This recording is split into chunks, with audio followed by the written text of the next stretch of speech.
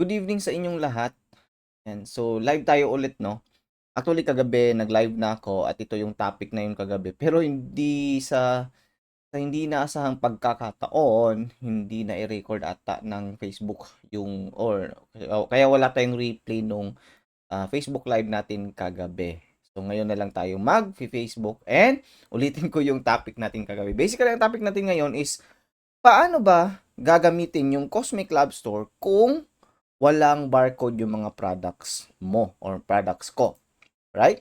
Or products mo. So basically, ano ba yung mga products na walang barcode? Like for example, yung mga products na gawa mo or manufactured by you, right? So mga products na for example, yung mga ice water or mga ice, no, yellow or mga tulad ng walis tingting, no? Yung mga gawang ganon, yung mga hindi siya nakikita or wala siyang parang SRP.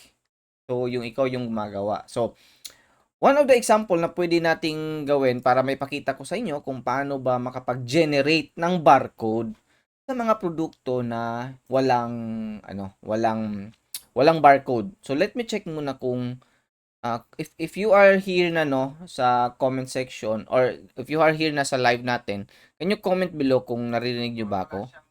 Ayan, naririnig naman siguro. Can you comment down below kung naririnig nyo ba or kung may questions kayo?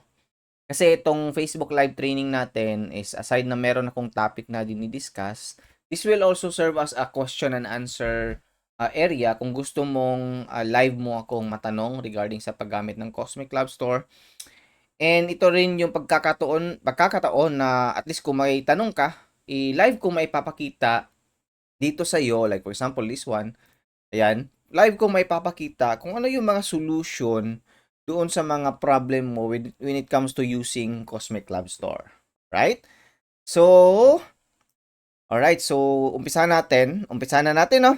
So basically, ang topic natin ngayon is paano ba makapag-add ng or paano ba makapag-upload, paano ba magagamit yung POS system natin sa Cosmic Lab Store kung walang barcode yung products na in-upload mo or gusto mong ibenta gamit ang platform natin.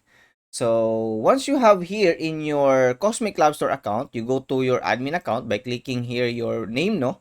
And then you go to product. So, paano ba mag-generate ng barcode kung sakaling walang barcode yung products na binibenta mo. So, for example, we find halimbawa na lang for example walis tingting yung binibenta mo. Okay, walis tingting. Let's see kung may mga images. Ayan, so walis tingting, no?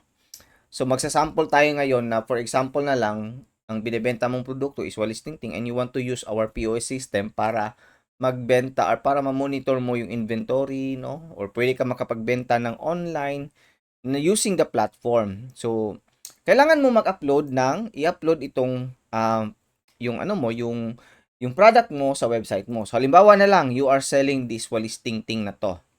So wala kasi siyang barcode because since it is being made locally or by you or ikaw yung gumagawa nung produkto. Okay, so hindi naman to pang walis tingting kahit anong product.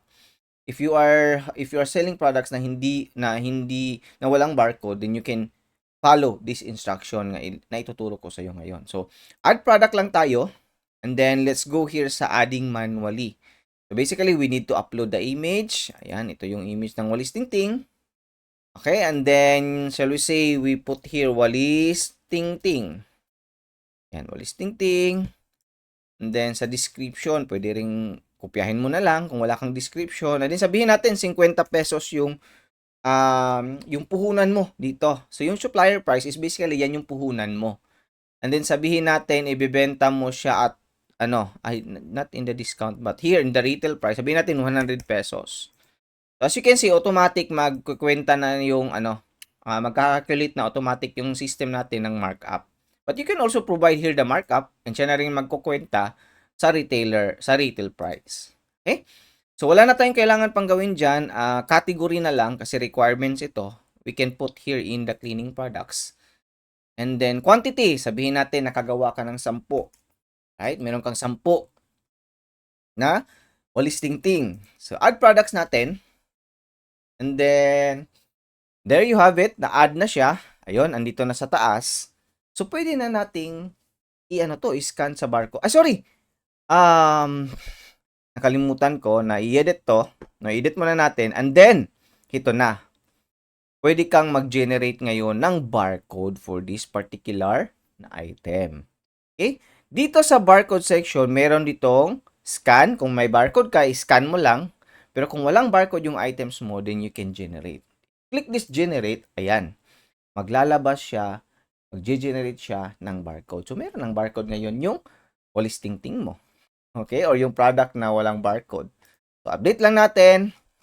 And then, anong gagawin dyan? Anong gagawin doon sa sa barcode na yon? So, let's edit again. Let's click edit and then let's go here. Kapag i-click mo itong barcode na to, it will automatically be printed. Ayan. So, ang gagawin mo para, for example, yung customer mo, merong customer na pumunta sa tindahan mo and bumili nung product na yon and kailangan mo nang i-punch para ma-record doon sa inventory para makapag-produce ka ng receipt. Then, ang gawin mo, instead na of course, kailangan mo nung barcode para ma-scan mo dito sa ating barcode scanner. Okay? So, i-print mo yung barcode na yon. Okay, halimbawa dito, meron akong printer. So, I'm going to print this one. Let me check kung naka-on na ba yung printer natin. Ayan, ups. Hindi pa pala naka-ano. Kaya lang ha. Okay. Yan. So, let's check kung ma-print na ba. Yan. So, print ko. Ang ginawa ko ngayon, print ko yung barcode na to so that I can use that one para makapag-scan ako using this barcode scanner ko na to. Yan. Ito yung barcode scanner natin. Ayun, na-print na. Wait a minute ha. So, here is now the printed na barcode scan printed ng barcode nung Walis Tingting ko na produkto. Okay? So, ang gawin mo, pwede mo itong idikit sa bubong ng tindahan mo or sa cashier or saan man pwede na maabot siya nitong barcode scanner mo. Idikit mo sa wall nung tindahan mo, sa cashier mga yon or maybe sa table, idikit mo yan para ma-scan ng barcode natin. Okay?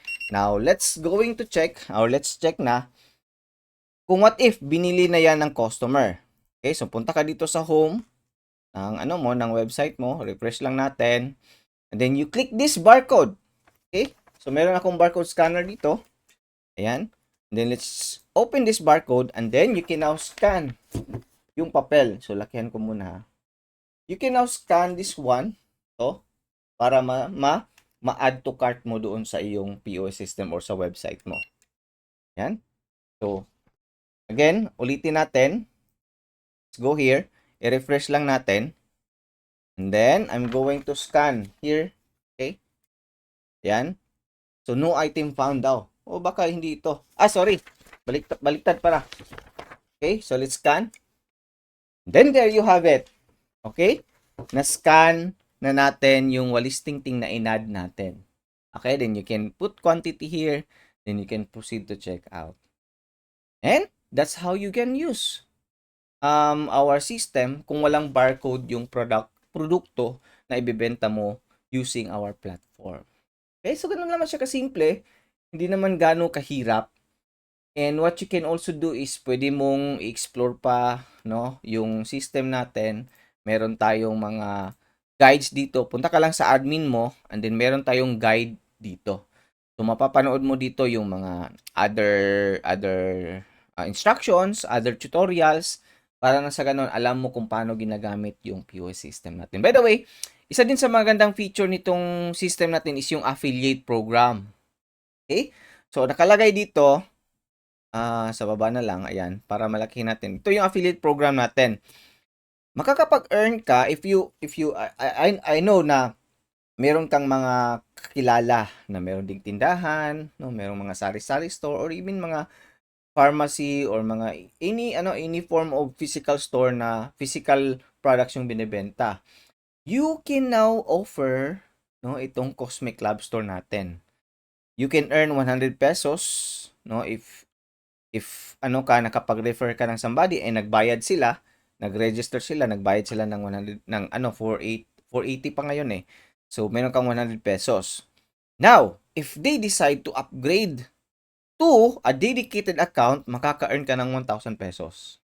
Kung ikaw ay hindi ka dedicated, for example, hindi ka dedicated account, hindi ka nag-upgrade sa dedicated account. Pero yung in-invite mo sa Cosmic, ni-refer mo itong Cosmic Lab Stores to other business owners, nagbayad sila ng 480, you will earn 100 pesos. Now, if they upgrade to a dedicated account, and ikaw hindi ka naka-dedicated account, 1,000 pesos lang yung magiging profit mo or maging commission mo. Sorry.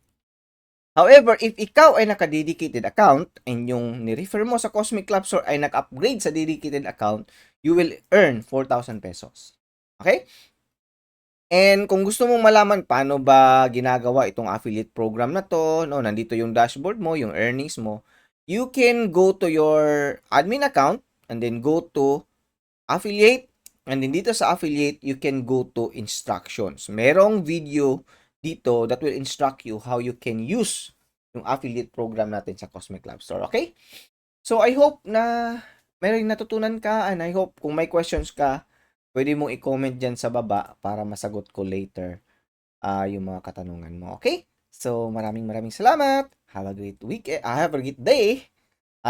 By the way, from time to time pala, magkakanak ako nitong Facebook live training na to. So, maybe sa gabi, mga 7:30 or 8 p.m.